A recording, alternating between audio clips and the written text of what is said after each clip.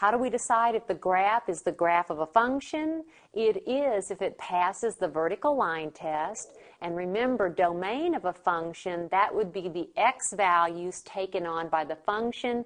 Range would be the y values. So keep that in mind. Let's decide whether this graph is the graph of a function.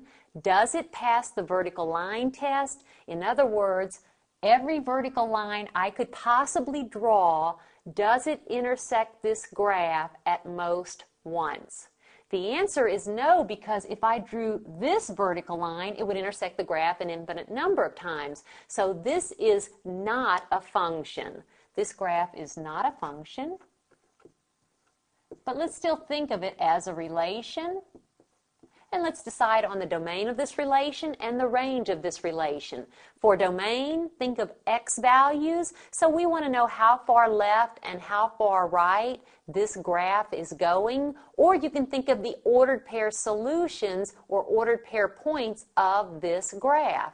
Remember, all of these ordered pairs will have an x value of -2. So the domain is simply the x value of -2.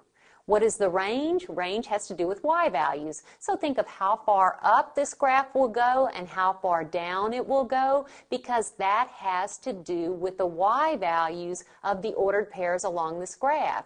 Notice this graph goes to positive infinity and negative infinity, talking about y values. So the range is from negative infinity to infinity. All of these y values can be found as y values of ordered pairs on this line.